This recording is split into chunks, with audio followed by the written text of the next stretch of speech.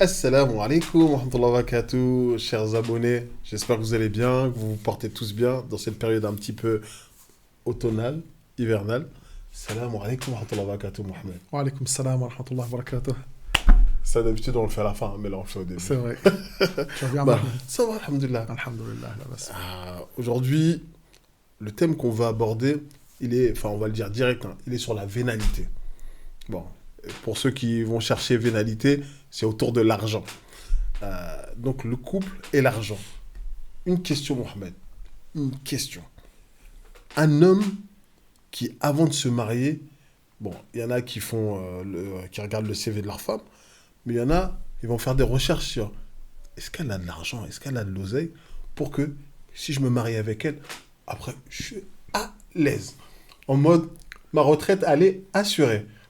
Et l'inverse, une femme qui va rechercher, on va prendre le terme anglais ou américain, le golden boy. C'est-à-dire, lui, si je l'ai, la famille, laissez-moi tranquille. Bon, c'est un peu global, général, mais on est dans une époque où, voilà, l'argent est regardé de très près. Qu'est-ce que tu peux nous dire sur ce sujet? Inch'Allah. Bismillah ar-Rahman ar-Rahim. Alhamdulillah. Wassalatu wassalamu ala Rasulillah. Wa ala alihi wa man walah. أيها الإخوة المباركون أيتها الأخوات المباركات السلام عليكم ورحمة الله وبركاته. Alaykoum salam. L'argent. Déjà, l'argent qu'Allah subhanahu wa ta'ala a placé sur terre est un grand bienfait. Est un grand bienfait. Mais en même temps, c'est une fitna, c'est une tentation, c'est une épreuve. Chose que beaucoup ignorent ou ils oublient. Ceux qui savent, ils l'oublient. Allah subhanahu wa ta'ala, il a dit dans le verset « Innama amwalukum wa awladukum fitna » Certes que vos biens, votre argent, et vos enfants, votre descendance est une fitna, c'est-à-dire est une tentation. Et la fitna, sa définition, disent les savants, c'est toute chose qui fait abstraction à l'adoration au niveau du cœur par rapport à Allah. Et toute chose qui t'éloigne d'Allah est une fitna. Elle n'est pas censée t'éloigner d'Allah, elle est censée te rapprocher d'Allah. Parce que moi, quand j'entendais auparavant fitna, je voyais la guerre. La guerre dans la mosquée.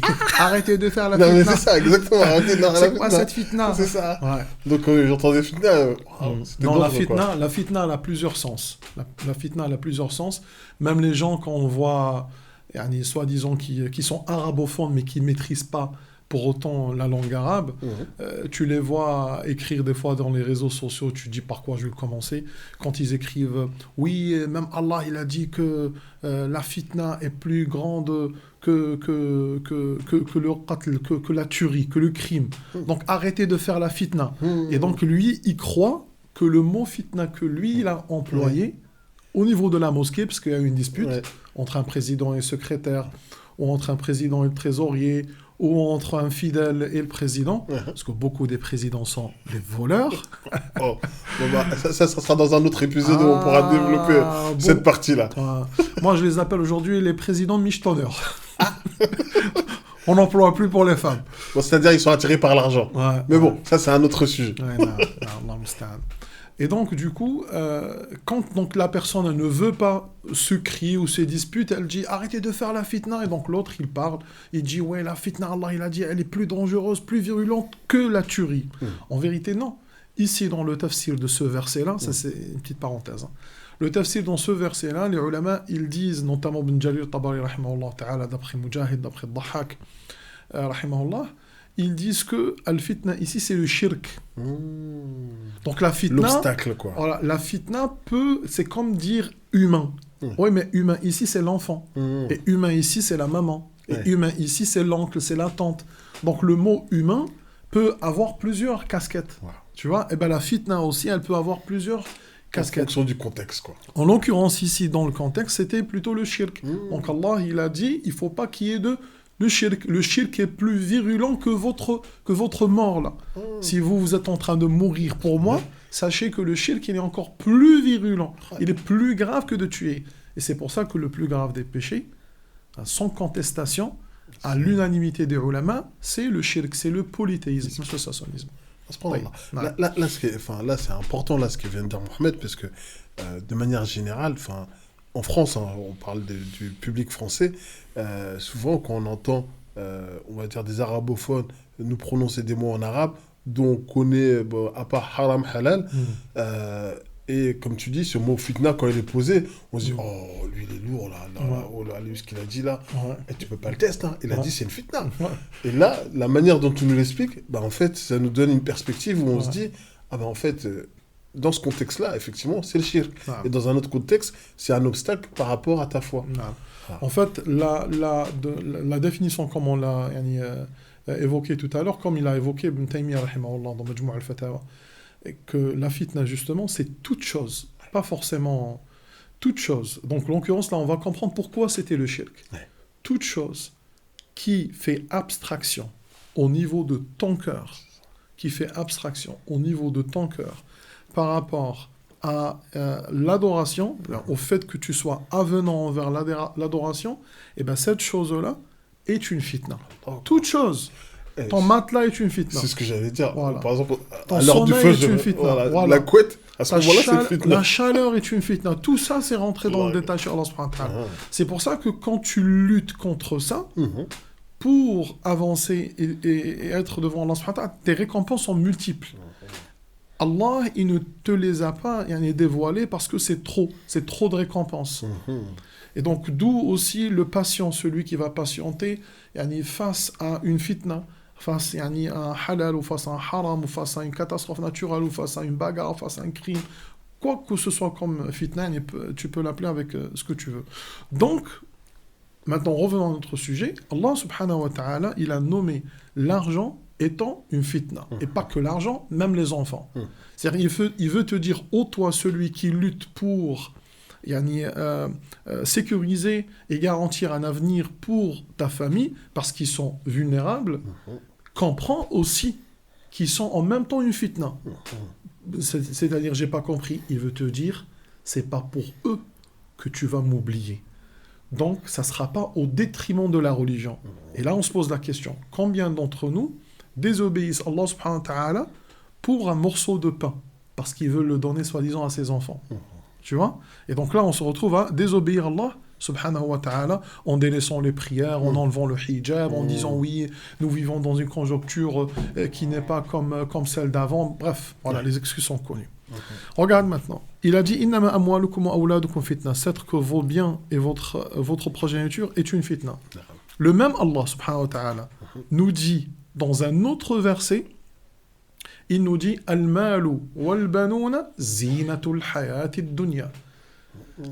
L'argent et la progéniture sont la parure de cette vie d'ici-bas.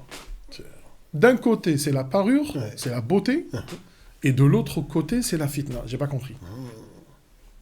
Donc, il veut te dire qu'à la base, c'est une parure.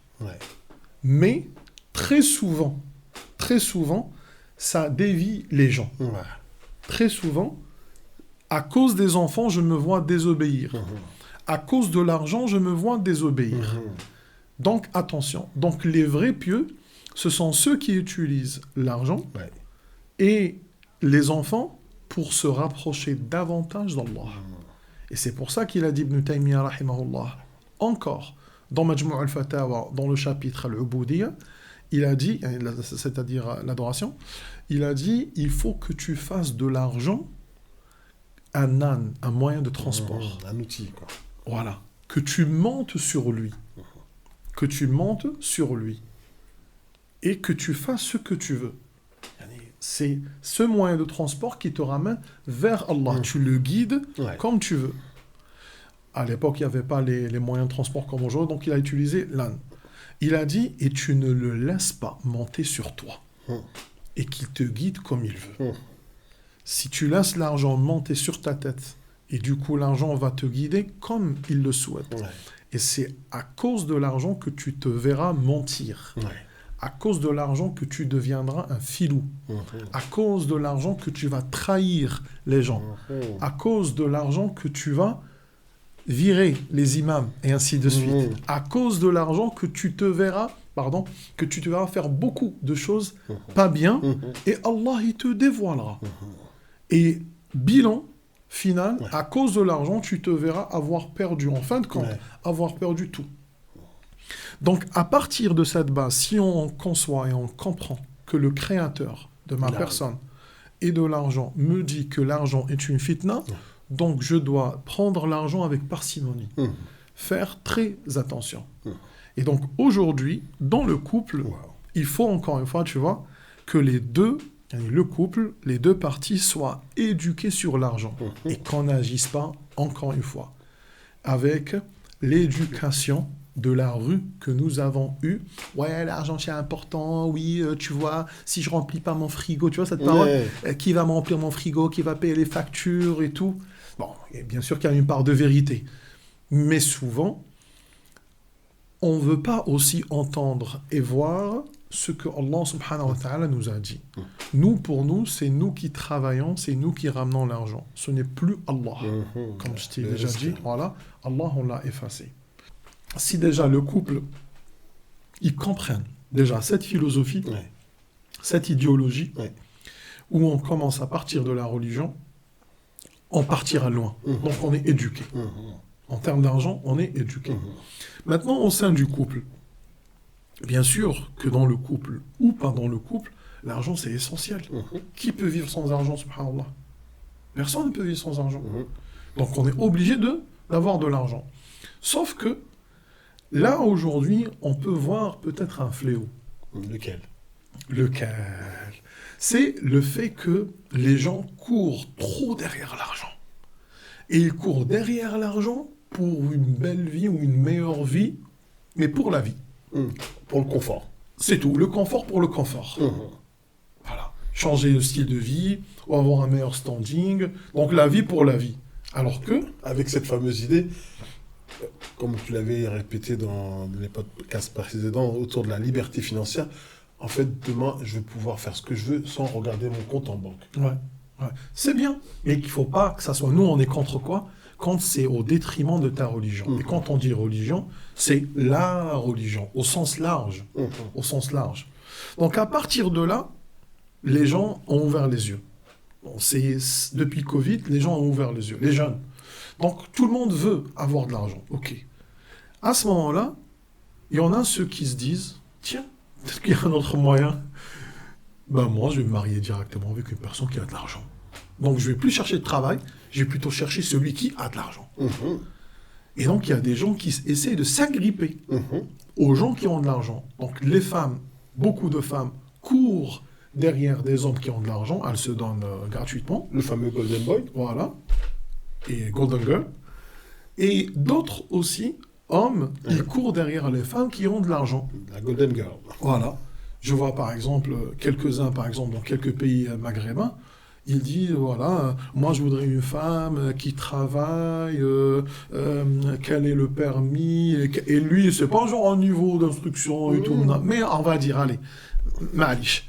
Mais lui, il veut une femme qui travaille, soi-disant, pour qu'elle l'aide sur les difficultés de la vie. Ça, on le voit, souvent dans les communautés, on va dire effectivement africaines ou subsahariennes, où à un moment donné, on va chercher, on va dire, l'américain ou l'européen, soit côté homme, soit côté femme, en se disant, au moins, là, j'assure mes arrières.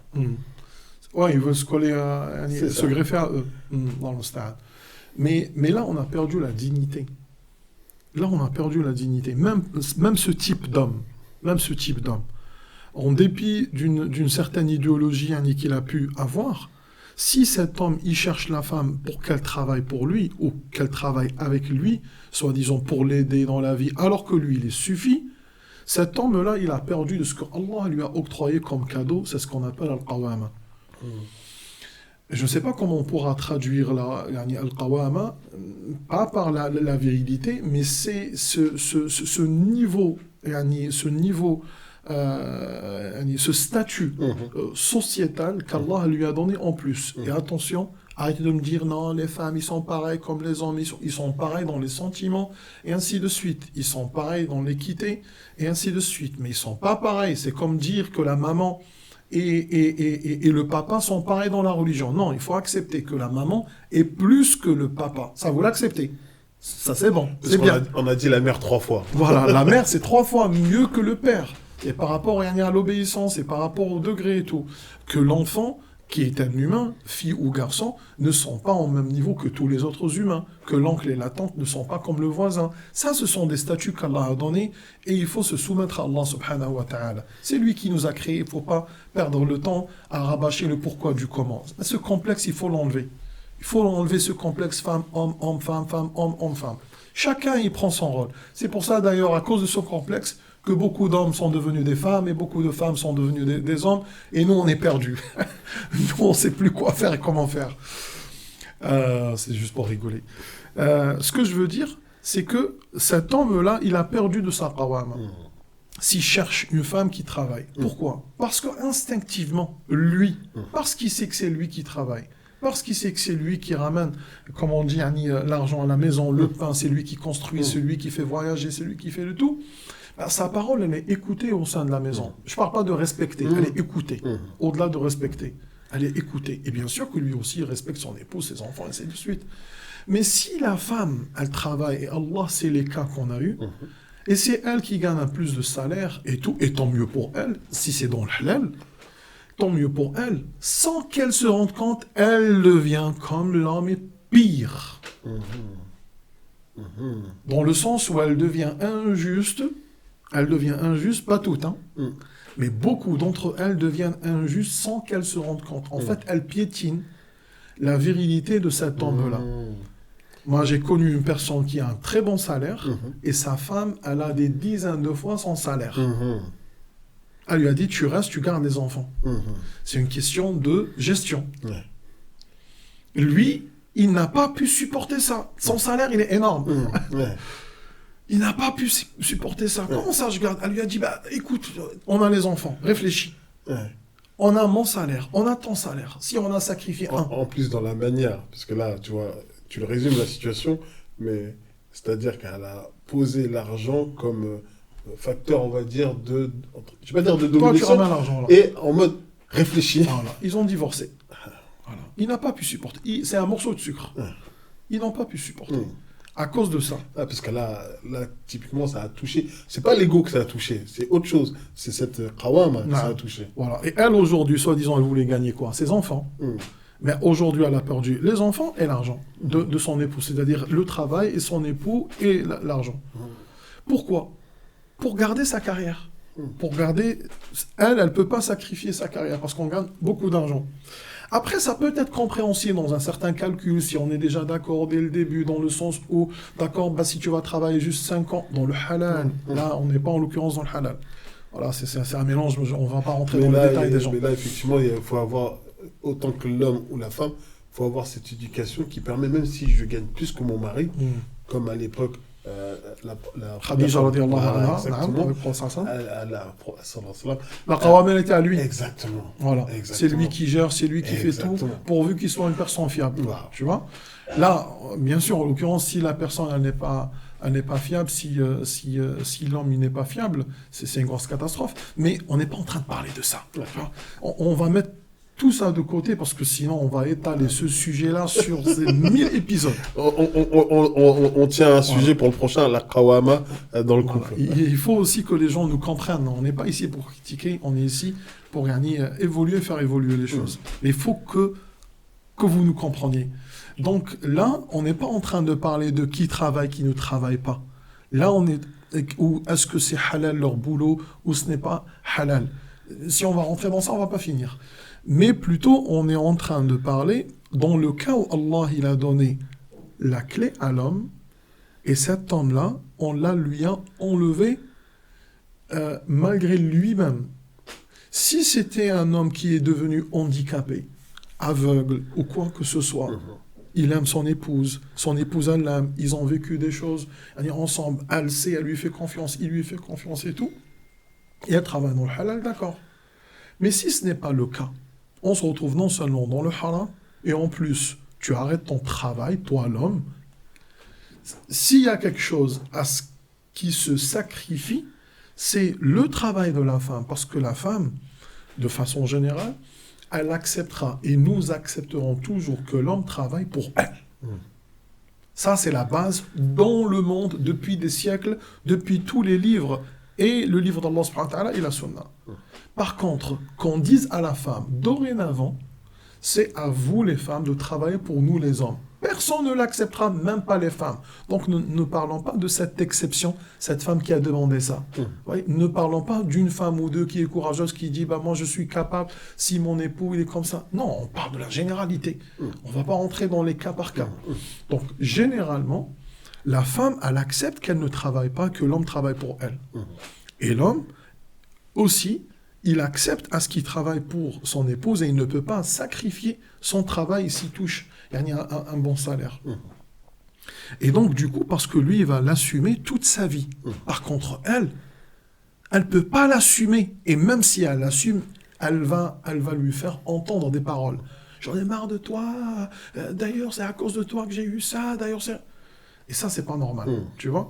Donc, voilà pourquoi l'argent, c'est important. Mais il faut que ce soit l'homme qui travaille pour la femme. À un certain moment aussi, il y avait une femme qui m'avait appelé.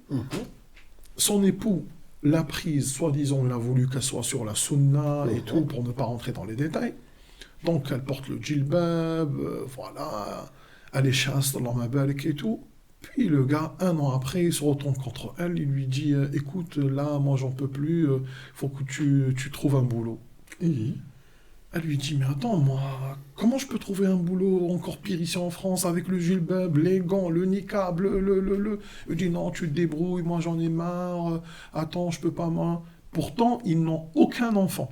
Et c'est quoi le déclic qui lui a fait... Comme ça, c'est comme je t'ai dit, la fitna de l'argent. Il a commencé à calculer, il s'est dit, attends, non. En fait, il a vu sa femme comme une dépense. Voilà, une dépense, voilà. Le gars, il touche plus de 2000 €, il n'habite pas à Paris, il habite loin. Ça fait quand même à peu près un bon 6 ans ou 7 ans qu'on m'a posé cette question. Donc, il était vraiment à l'aise. Ce que toi, tu manges, tu le partages avec ton épouse. C'est rien. C'est rien. Eh ben non. Et il l'a fait sortir. C'est lutte derrière lutte, jusqu'à la faire sortir de force. Elle pleurait, elle était dehors. Ouais, la pauvre. Et donc, cette femme-là qui s'est mise avec Allah subhanahu wa ta'ala à fond. Parce qu'elle a cru en Allah et parce qu'elle a cru après Allah en toi. Tu lui dis, moi, je voudrais être sur la sunna et tout, et tout. Puis après, tu tires le tapis, tu la lâches comme ça. Ça, c'est pas normal. Et ça, ce type d'homme n'est pas un homme.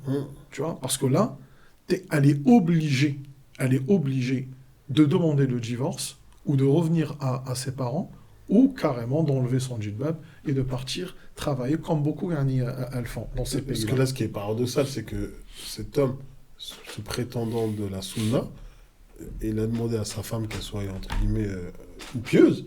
Lui aussi, il faut revendiquer, on va dire, une certaine piété. Mais l'argent, le calcul de l'argent, l'a fait, entre guillemets, dériver. Oui, sunna de cacahuète. Voilà. Il n'y a aucune sunna. Non. Un homme qui craint Allah, il ne fait pas ça. Non. Il ne peut pas faire ça. Donc, du coup, je t'ai dit, voilà, il y a des gens qui se sont retrouvés dans cette situation. Donc là, à partir de ça, on constate quelque chose. Qu'il y a, comme on a dit au début, des hommes comme des femmes qui, leur référence, c'est l'argent. Il y a des femmes qui te disent « Ah moi, je ne veux pas me marier. Ah non, je ne veux pas me marier. » Si, la tendance aujourd'hui qu'on entend sur les réseaux, si mon époux ne touche pas minimum un 10K ou 15K, je ne me marie pas avec lui. Que tu touches toi aussi 10K ou 15K, ou que ton père touche 10K ou 15K. Vos parents, ils ont touché des 1K. C'est ça. Et ils vous ont élevé à 8, à 12, à 14 dans la famille avec le 1K ou 1K.2. Tu viens me dire, toi, tu veux que ton époux... oui, je le mérite. D'accord, tu le mérites. On ne sait pas si tu le mérites. On ne sait pas si tu le mérites. C'est lui qui dit si toi, en tant que femme, tu mérites, ou en tant qu'homme, déjà, tu mérites. Mais ce qui est sûr, c'est qu'une femme qui veut ça, ça va se voir. Et l'homme, quand il sait que son épouse, elle aime ça, il va freiner. Comme aussi la femme, si elle saura que son époux, il est derrière l'argent, elle va freiner. Ça le poussera à mentir et ça la poussera à mentir. Dans le sens où ils ne vont pas divulguer leurs biens. Et j'en ai connu, cela fait 2 ans à peu près, un frère qui est passé en mode dissimulé dans toutes ses muqabala. Il a beaucoup d'argent, il est millionnaire, millionnaire en euros. Et il m'a dit, c'est simple aujourd'hui Mohamed Amin, moi, aujourd'hui quand je fais muqabala, je vais avec des chaussures très simples, des vêtements très simples, et même mon allure, je la simplifie au maximum possible. Parce que le riche, il a quelque chose sur lui. Tu vois, comme le pauvre, il porte quelque chose. T'as beau apporter Louis Vuitton fois tout. Au contraire, c'est là où on comprend. C'est là où on comprend que t'es un vrai blédard. Sachant que je suis un blédard. Voilà. Mais en vérité, c'est parce que les gens, ils sont pas raffinés. Wow. Il est obligé de montrer qu'il a un gros crocodile. Voilà. T'as vu, il croque. Voilà. Ça va pas avec le luxe, justement. Nous, on croit que le luxe, c'est de faire voir la marque. Elle est dans la simplicité. Quelle est la définition du luxe? Bonne question. Bonne question. Non, c'est vrai. La définition du luxe, c'est, ils disent que c'est la beauté en toute sobriété. Voilà. La beauté en toute sobriété. C'est-à-dire, donc c'est sobre, on ne détecte pas, mais quand on commence à voir, lui, il n'a pas n'importe quelle montre. Tu vois, c'est que là que je viens de voir. Cette montre-là, elle est rare, tu vois, ou ces chaussures-là ne sont pas les chaussures qu'on a l'habitude de voir et tout, tu vois. Donc c'est ça. C'est le luxe, c'est pas de faire voir que nous sommes riches ou que nous avons de l'argent. Le chic sobre. Voilà. Mais c'est pour ça que les vrais riches, ils ne nous font pas voir leur marque. Ils ne font pas voir, et souvent, il n'a rien à prouver. Voilà. On n'a pas besoin de parler de 10K, 15K, 20K. Tu sais, j'ai un yacht. Voilà. C'est ça le problème. Et donc, en vérité, il y a des femmes, justement, ou des hommes, l'homme, il ne dit pas que j'ai envie rare, très rare. J'ai envie de me marier avec une femme qui fait 10K. C'est rare. L'homme, il veut une femme qui travaille pour qu'elle l'aide, soi-disant. Voilà, sachant qu'on en a parlé de ça. Mais la femme, elle veut vraiment, beaucoup de femmes, pour toutes, il y a bien sûr de femmes de bonne famille, mais on parle de ce cas-là, c'est ça le sujet en l'occurrence. Il y a quelques femmes qui cherchent des hommes qui soient riches ou au minimum qui fassent des 10K comme ils disent, ou 15K par mois. Ou des fois, ce qu'elles disent, c'est « mon père, il m'a toujours mis bien ». Mon père m'a toujours mis bien. Donc si je pars de mon père, minimum, il faut que mon mari me mette bien. Voilà. Sans parler de 10K ou 40K. Voilà. Parce que des fois, comme tu l'as dit, le père, il n'avait que 1K. Moi, je dis, je parle du cas. Bon, j'ai jamais parlé comme ça. Non, mais je l'ai appris. J'ai appris des réseaux. Parce que j'ai vu que c'est comme ça que ça parle. Non, mais justement, c'est pour leur dire, cette fille qui dit, mon père m'a toujours mis bien. Donc mon mari, il faut qu'il me mette bien. Sans forcément que son père touchait 10K. Et comme on est on va dire, de la génération ancienne, nos parents, c'était effectivement autour du 1K. Mais c'était un cas rare. Ouais. Et donc, je t'ai dit, maintenant, je connais plein de frères qui ne font plus voir ce qu'ils ont. Juste pour tester la femme. Ils partent faire le muqabala, donc ça parle, tac. Donc, elle dit non, finalement, voilà, parce que, voilà, et j'entends, là, tu entends là? J'entends quelques sœurs qui disent, ouais, c'est normal, s'il lui casse, s'il lui dit qu'il travaille pas, c'est normal, je suis avec elle, qu'elle lui dise pas qu'elle accepte. Eh ben non, il lui dit qu'il travaille, mais il a un petit boulot, il peut subvenir normalement à sa famille. Mais elle sait pas que le gars, il a derrière lui un 15 millions, 20 millions d'euros. Tu vois? Et c'est au moment où... il a investi un petit peu dans beaucoup de choses, mais il passe comme s'il touchait à 1500, 1800 euros. 1800 euros, alhamdoulilah. Quand elle ne vit pas ailleurs, alhamdoulilah, qu'est-ce que tu veux de plus? Tu dis, t'es musulman, tu dis, tu voulais vraiment te marier, voilà, il est bien physiquement, il est bien, il est religieux, il est musulman, qu'est-ce que tu veux de plus? On veut l'argent, on veut pas l'homme. On veut l'argent de l'homme. Et ça, c'est pas bon. Ça, c'est pas bon. Même l'homme, quand il sait, même s'il est riche, même s'il a accepté, quand il voit que son épouse, elle est juste tout le temps, oui, je voudrais ceci, oui, je voudrais cela, oui, il faut m'assumer, oui, il faut... Elle devient trop superficielle, elle ne le nourrit pas Quand est-ce qu'on part en voyage? Mais allez, on part en voyage, c'est pas grave. Quand est-ce qu'on fait nos prochains week-ends? C'est pas grave, on te ramène. Bon, ça fait longtemps qu'on n'a pas été aux Seychelles. Au quoi? Aux îles Seychelles. Aux Seychelles. Voilà, aux Seychelles. Eh oui, Allah al-Musta'an. Al-Muhim, donc c'est pas un souci, même la richesse n'est pas un souci, mais que la personne aime la personne que pour l'intérêt, et il y a même des hommes qui sont comme ça, tu vois. Un homme, quand tu es célèbre, il vient, il te frotte les épaules, quand tu as de l'argent, il te frotte les épaules, quand tu n'es plus célèbre comme avant, ben, tu passes à côté de lui, salam, il te le dit pas. Oh, ça va frère, tu vas bien frère, tu vois. Et une fois tu redeviens célèbre comme avant et tout, wa masha'Allah, le prêche, comment tu l'as fait, wallah frère, c'est masha'Allah. Ça ressemble aux courtisans des rois. Ouais, ils sont comme ça les gens, ils sont matérialistes les pauvres. C'est pour ça que l'intelligent c'est celui qui a su sa valeur, tu vois. Avant ou pendant ou après les épreuves de façon générale. Maintenant, le prophète sallallahu alayhi wa sallam, il nous a cité un hadith magnifique pour gagner, abréger tout ce que nous sommes en train de dire. Il a dit, la femme se marie, elle est mariée, on se marie avec elle, pour son argent. Attends Mohamed, parce que tu sais, je sais que l'arabe est poétique. Si tu peux nous le faire en arabe avant de traduire, la femme, elle est mariée pour 4 choses. لنسبها وحسبها لنسبها وحسبها ومالها ودينها فاظفر بذات الدين تربت يداك.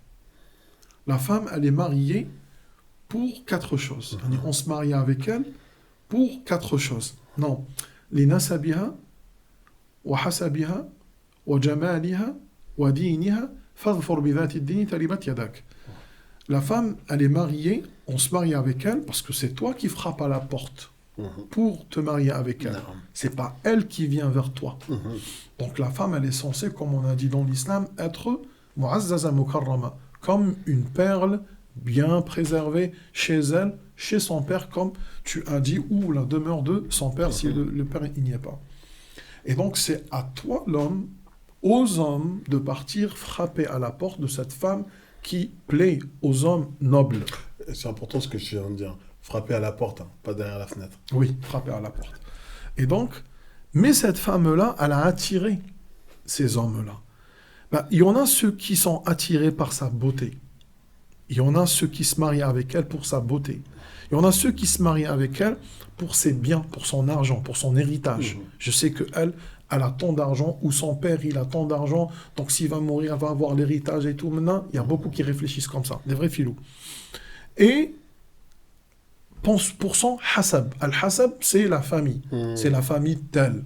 Voilà, les chefs de tribu, les ducs, les duchesses, les notables, voilà. Ou pour sa religion. Donc là, il a cité 4 cas.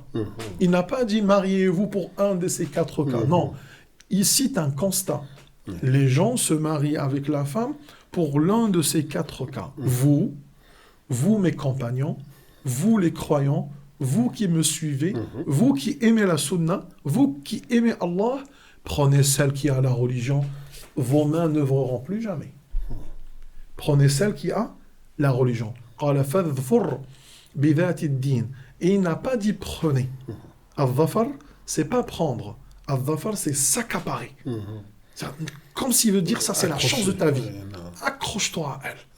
Chouf, regardez encore une fois comment l'islam il valorise la femme et lui donne une grande place dans l'islam. Accroche-toi. Fadhfur bidhati dini, celle qui a la religion. Pas celle qui a la beauté, pas celle qui a l'argent, pas bidhati din. Pourquoi, messager d'Allah, pourquoi je prendrais celle qui a la religion? Qu'est-ce que ça va m'apporter? Je suis déjà dans la religion. Tes mains n'œuvreront plus. Ça veut dire quoi? Ça veut dire que tu ne vas pas mettre tes mains à la pâte. S'il te plaît, ma femme, tu touches 10 000 euros, c'est vrai. S'il te plaît, le hijab, les hommes, j'ai vu tout à l'heure, l'autre, il t'a déposé devant la porte et tout. Non, c'est mon collègue, si tu me fais confiance, tu dois lui faire confiance, c'est mon collègue et tout. Maintenant, on est en train de dîner, tac. Ah, c'est le directeur qui m'a appelé. Oui, monsieur le directeur, non, soumission totale. L'époux, il dit quoi que ce soit. Non, mais écoute, on remet en question l'époux, mais on ne remet jamais en question le directeur et l'argent et tout ce qui est en dehors. Donc là, Allah Ghalab, c'est un petit peu trop tard. Les gens sont éduqués sur ça. C'est pour ça que les gens ils critiquent et ils parlent dans les commentaires et ainsi de suite. Mais ce que je veux dire, nous, ce n'est pas ça notre souci. Nous, notre souci, c'est de satisfaire Allah, même si tout le monde est contre nous. قال اتبع طريق الهدى ولو قل فيه السالكون ولا تتبع طريق الردى ولو كثر فيه الهالكون. Suis le chemin de la droiture, de la guidée, même si les gens qui sont dedans, ils sont très peu, rares. Et ne suis pas le chemin de la débauche ou comment dirais-je, de l'égarement, même si la masse est dedans. Et aujourd'hui, la masse ne suit plus ce que Allah aime ou le prophète sallallahu alayhi wa sallam aime. Aujourd'hui, les gens, tu leur dis, Allah a dit ça, le prophète sallallahu alayhi wa sallam a dit, ouais, tu te prends pour qui? Ouais, mais écoute, on est en Europe, ouais, mais écoute, ceci, ouais, mais vas-y, toi, fais-le, mais vas-y, passe ton chemin, vas-y, ceci, vas-y. Un dénigrement total. Chacun sa route. Chacun sa route, chacun son destin. Voilà. Comment il s'appelle, tonton David? Exactement. Non, mais en tout cas, Mohamed, là, ce thème-là, franchement, il est riche. On a abordé plusieurs thèmes, la qawama et la notion de la fitna par rapport à l'argent et l'attitude que doit avoir à la fois l'homme et la femme vis-à-vis de l'argent. Est-ce que tu peux, de manière, on va dire, synthétique, nous donner quelques clés pour que nos abonnés puissent... C'est simple, facile. L'homme, il doit se marier avec la femme qui craint Allah. Même si elle a un minimum de beauté, bien sûr, pour ne pas la détester dans le futur, un minimum de beauté, mais quand je dis un minimum de beauté, mais qu'elle soit religieuse. Tu vois, quand il la voit, il est heureux et il n'a pas peur. Et la femme aussi, je lui donne un conseil, mariez-vous avec l'homme qui a de la piété. Un homme qui a de la piété, ça ne veut pas dire qu'il fait aucune erreur. Et elle aussi. Une femme qui est pieuse, ça ne veut pas dire qu'elle ne fait aucune erreur. Ça n'existe pas. Même les femmes du prophète sallallahu alayhi wa sallam, elles se sont disputées avec le prophète sallallahu alayhi wa sallam. C'est arrivé à maintes reprises. Donc, ce n'est pas ça la piété. S'il y a une petite erreur, un petit défaut de caractère, là, ça arrive. Mais dans l'ensemble, je n'ai pas peur. Eh bien, elle aussi, la femme, elle doit prendre un homme qui craint Allah subhanahu wa ta'ala. Un homme qui craint Allah, comme il a dit le Hassan Basri, rahimahullah, il lui a dit, comment tu peux me conseiller pour que je me marie, pour que je marie ma fille à un homme? Il a dit, marie-la à un homme vertueux. S'il l'aimera, il prendra soin d'elle, il sera généreux. Voilà tes 10K, et tes 1000K, et tes 400 milliards de cas. Il prendra soin d'elle, sans compter, mais c'est pas du tout. Ça, c'est rien pour moi. Comme il prend soin de ses enfants. Et il a dit, et s'il la détestera, écoute ça, chauffe le pieu, et s'il la détestera, ça il l'aime plus, ou il ne veut pas d'elle, ou, il a dit, il ne sera point injuste envers elle. Il ne sera pas injuste envers elle. Il ne fera pas de tort. Voilà, il sait qu'il l'aime plus, par exemple, ou il l'aime pas, mais ils sont ensemble, et elle lui dit, oui, mais comment ça se fait, ceci, cela, il parle correctement avec elle. En fait, il aura cette noblesse de ne pas... Et lui parle à un point où elle se sent bien avec lui. Tu vois ? Exemple, je ne sais pas, elle est beaucoup plus âgée que lui, où il l'a prise, elle était dans une guerre, donc elle est réfugiée, donc il s'est marié avec elle pour la protéger, mais c'est pas son goût, c'est pas son style, c'est en rien, mais il a vu qu'ils lui font un homme dans sa vie et tout, mais il craint tomber quand même dans la fitna avec elle. Il y a plusieurs situations, c'est un monde, on parle du monde, on parle pas d'un pays ou un village ou que de toi. Donc il faut pas qu'on soit restreint. Et donc, il se peut que ça ne soit pas son goût, comme elle aussi, mais il n'est pas injuste envers elle. Tu vois, il n'est pas injuste envers elle. Donc, c'est ça, si on peut synthétiser le tout, c'est le diapason, c'est la virtuosité, c'est la piété. Plus on s'efforce à être pieux, mieux c'est. L'argent, ça vient d'Allah. L'argent, ça vient d'Allah. La subsistance est un rizq et le razzaq c'est Allah. Inna Allah huwa ar-razzaq dhul quwwati al-matin. Certes, Allah y certifie. Certes que Allah est le pourvoyeur, ayant la puissance la plus forte. Voilà. Il insiste, Allah subhanahu wa ta'ala. il insiste à ce qu'on comprenne que tout ce que vous voyez comme subsistance, ton boulot, ton entreprise, ton freelance, ce que tu veux, tout ça ne vient que de moi. C'est moi qui vous a placé toutes vos subsistances sur terre. Et c'est moi qui vous facilite à l'avoir. Et je ne facilite pas à l'autre à l'avoir. Et c'est moi qui t'incruste l'idée pour que tu puisses créer cette application ou cette start-up ou faire une chirurgie ou créer ou inventer quoi que ce soit. C'est moi qui vous place ces idées. Et à un certain moment, 60 ans, 70 ans, 80, vous allez mourir et revenir et me rendre des comptes. Ainsi est faite la vie. Bilan final, quand tu te vois en train de mourir, tu dis « Qu'est-ce que j'étais nul quand j'étais jeune !» Pour un sou, par là, je pouvais perdre des amis, je pouvais perdre ma famille, je pouvais perdre mes voisins, je pouvais perdre... Pour un sou. Et ça, c'est pas noble. C'est pour ça que le noble, c'est celui, comme il a dit Ibn Taymiyyah, c'est celui qui prend l'argent en tant que monture, qui le rapproche d'Allah. Voilà. Et non l'argent qui se met par-dessus lui, qui est loin d'Allah. Et aussi, il disait, Sufyan al-Thawri, on lui a dit, قيل له يا أبا سعيد رجل غني أيكون زاهدا قيل له قال شريطة أن لا يكون في قلبه. Ô Abu Saïd, Sufyan al-Thawri, un homme riche peut-il être un homme ascète, qui n'a rien à faire de la dunya, mais il est riche? Il a dit oui, à condition que l'argent ne rentre pas dans son cœur. Et Ibn Mubarak, il a dit la même chose, mais autrement, il a dit à condition que l'argent soit dans sa main. C'est-à-dire, dans la main, je gère mon argent. Voilà. Il n'est pas dans le cœur. Et il y a beaucoup de paroles à dire, mais je pense qu'on y est arrivé à... En tout cas, alhamdoulilah. Et très chers abonnés, n'oubliez pas de vous abonner. Et comme on l'a dit, si vous avez besoin de conseils spécifiques, notre cheikh, notre coach Mohamed est ici présent. Et je dois préciser, les frères et les sœurs, barakallahu fikum, faites-nous des commentaires. Je répète, ne me les faites pas sur le WhatsApp. Oh, masha'Allah, le truc, il était bien et tout. Mais j'ai pas compris à la 40e minute quand tu dis ça. Subhanallah, frère.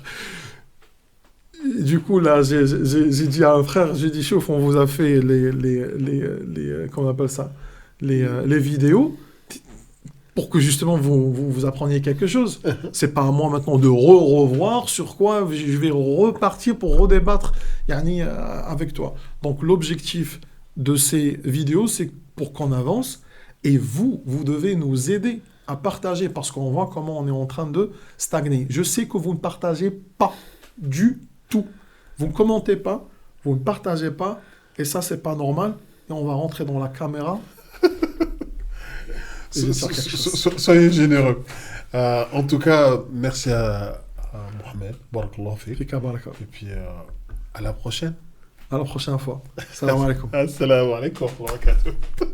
Sheikhuna.